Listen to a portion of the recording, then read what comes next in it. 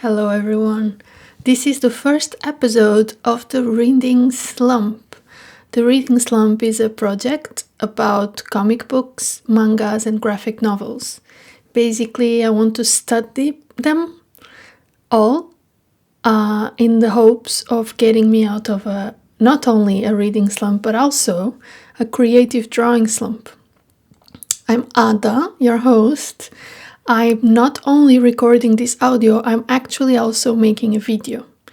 And I'm just making this little introduction because the introduction I did was very messy and I wanted to redo the entire podcast, but I have so many things in my hands right now that I'm doing that are far more important than to just procrastinate recording audios for my video. So here is just a simple note for you. Did I miss something? Yes. Okay. There's something I want to tell you. The entire point of this podcast video is not only to make it because I really, really want to... Oh, my printer is saying things. I'm so sorry. She wants my attention. Wait. What is wrong, baby? Sorry, as I told you, I have many things in my hands. I'm taking care of printing things around the studio. So yeah, all is a bit messy, but that's life with me. Welcome to my life. Welcome to the creative life of Ada, the illustrator. So what was I saying? Help me. I was talking about my comic book. So for this year of 2026, imagine this is a season. Imagine this is like a footballer's season, and this is my season. I have to prepare for it because the big games happen in summer. So for this season, what I want to do is a comic book. I've been making little strips of comics for social media, and they're funny. I think they're funny.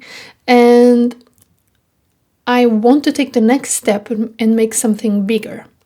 I want to make a series of books about the fairy. For those who don't know, I draw a lot a fairy. She's the main character of my sketchbooks. And I was overthinking it. I guess I was thinking everything. How should the story be? Is it a drama? Is it a comedic story? If it has many episodes, what should the first book be about? Does she have human things in her house? Does she fly everywhere? Does she walk most of the days? And I was not drawing. I was just overthinking all of these things and moving things around in my studio. And then one day my boyfriend, Thomas, just said, why don't you just draw? Why don't you just make little illustrations and draw? And it will come. And that was the wisest advice he could have given me, because I literally just started making an illustration the other day to thank everyone who bought stickers and t-shirts at Nakano from the fairy. And when I was drawing her, I drew this little fairy sit down on this room, and she is making a love potion to thank everyone, giving them love. And I started adding elements just to have fun with it that make total sense with her character. Like, she even has a magic wand, but not the ones that wizards and witches do. She has like a kitchen magic wand to mix all her potions, which makes sense, I guess. And I don't know, I thought it was a good advice to just start doing things even if they look imperfect, like the introduction of this podcast. But just start doing it. So what do I mean by this? This is the first episode of the podcast. On the second episode, in this episode, I talk about 3 books that got me out of a reading slump. On the second episode of this podcast, I will show you and talk to you about or tell you about the exercises I did in my comic book that I took from this book. No, I did not explain it well. So basically I will study color theory. I will study page turning. I will study panel, I don't know how to, fluidity. I don't know how to say it. My English is not that good. I will study all the technical parts of these comics that I like, and I will try to use those exercises or create exercises to use in my own comic, and hopefully also make my students do these exercises as well. I don't know. But yeah, that's what we will do for the second episode. Hopefully this will turn into a very fun podcast about comic books. Hopefully it will make you read. Hopefully every time a podcast comes out, you'll be like, yes, now I can go wash the dishes. Now I have the will to do it. And I will try for the audio to be as crisp as it gets, so you can actually listen to me with all the traffic and voices going on in your house or in the street. And that's it. Without me dragging anymore, let's begin the podcast. And I don't think I ever say goodbye, so I will say goodbye now. But don't leave, because the podcast is about to begin. So the thing that got me out of a reading slump was a manga called Hirayasumi by Keiko Shinso. And Hirayasumi, it's so basically it's not only a book, it's a series of books. And Hirayasumi, it's about a boy, a 29-year-old boy. His name is Hiroto. And this boy is just a carefree person. Do you know, have you ever had that friend who's in vacation, and because they're on vacation they have no worries in the world, and it's like they live in this separate layer of reality, and they're so fun to hang out with, they're always free, they're always there to listen to you, they're always in a good mood. So this is Hiroto, and he has a part-time job, lives in a cute home, and his life kind of changes when his cousin comes live with him to Tokyo. And his cousin, she's studying arts, so as you can imagine, she's very stressed sometimes, and lost, and confused. And actually all his friends are lost, confused, and stressed about all things in life. But it's not a sad book. It's a very fun and light book because of his point of view, the main character's point of view. And he teaches you how to just live, have a slice of life kind of life. So yeah, this is Hirayasumi for you. Moving on to the next book. Okay, the next book I want to talk about is actually a book by Tove Jansson. This is also a comic book, and this was one book that I read that also helped me go out of a reading slump. And it's a very big book. It's like an A4 kind of book with a hard cover, and it's basically, how do you call comic strips? Those that come out in newspapers and are very cute and funny.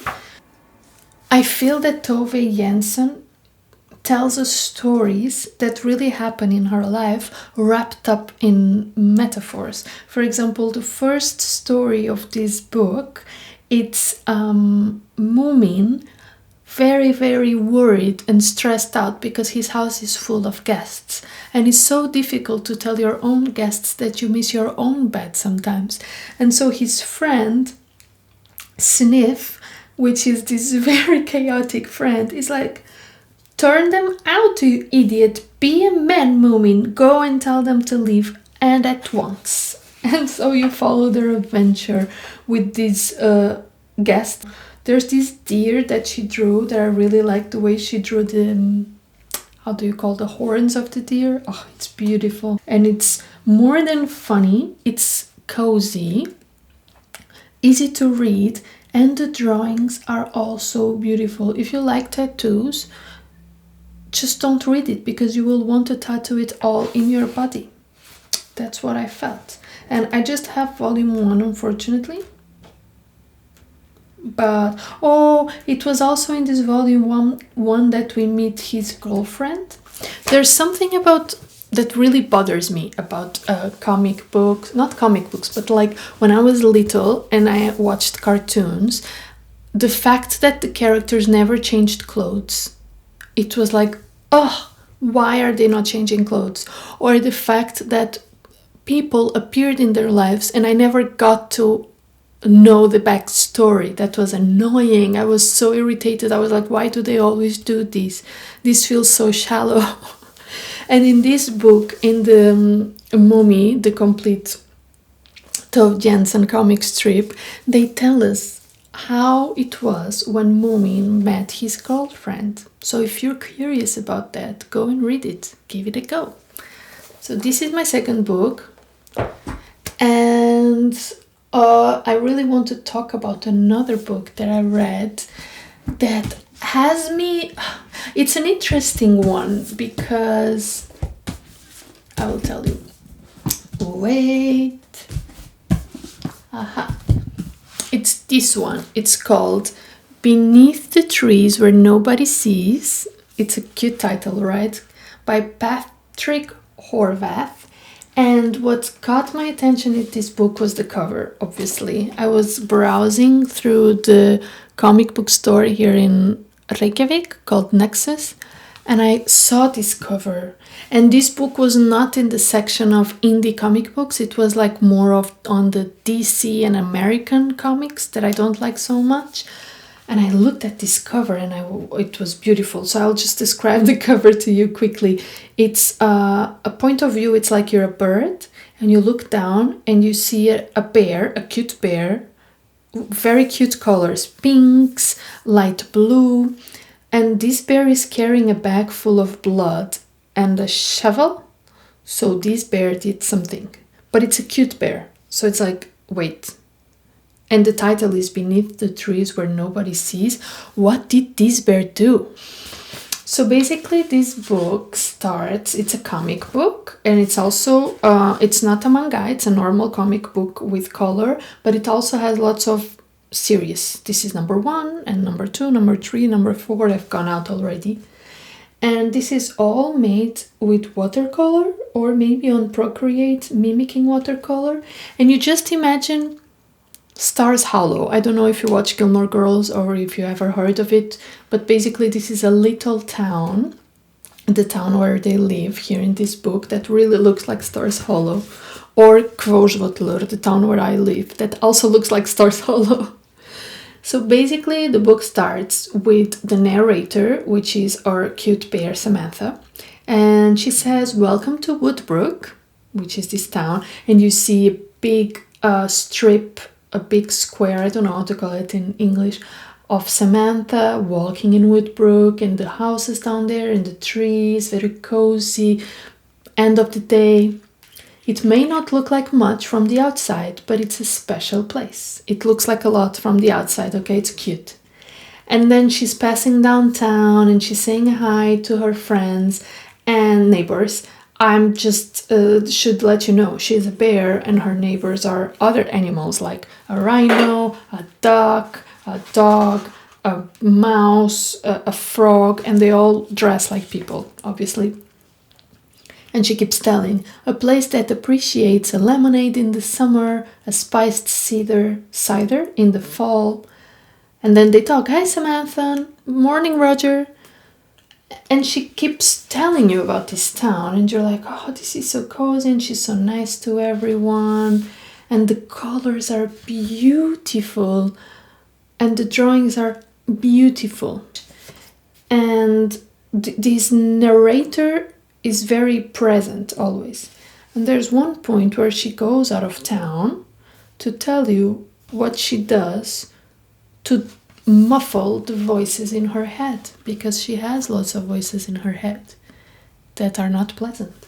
And so she has to do something to muffle the voices. And you have to discover it by reading the book. But I can tell you, it's a mystery, horror, crime book. made cute, wrapped in cuteness. So the first time I read this, I got to the end of the book and I was like, why is she doing this? Because I don't think we ever hear the muffled voices in her head. And I was kind of sad. I gave it like a 3. It's kind of almost has no point for me why she's doing what she's doing. I don't get it. I don't understand it. I'm like, I will not read this book ever again. And then I went to the store again the next month, and they had this little magazine with different comics inside. It was like a free magazine, free comic book day. They were giving it. It was a very cheap, thin magazine. And when I see, it says, beneath the trees where nobody sees, Rite of Spring. So I was like, wait, is the second volume here? The beginning of the second volume? And it was. And all of a sudden, because it was in a magazine, it got me so hooked. And I could only read a few pages, and they start the book with a different character. They don't start the book with Samantha's point of view. They start the book with different characters' point of view. And usually I hate when that happens. But I was hooked to this character. She's a duck with normal hair. I mean, you have to read it. It's amazing. And it stops like at page 6 or 7. And it ends with Samantha walking around. And you just want to read more. And there's no more because we're in Iceland and things take forever to arrive here. So maybe I'll buy the digital version to read it on my iPad. Maybe not, maybe yes. I think that's all for now. Maybe you could wash all your 40 minutes is more than enough to wash your dishes. Well, maybe this is not 40 minutes because I'll cut some things out, but yeah. So yes, I will see you soon and bye.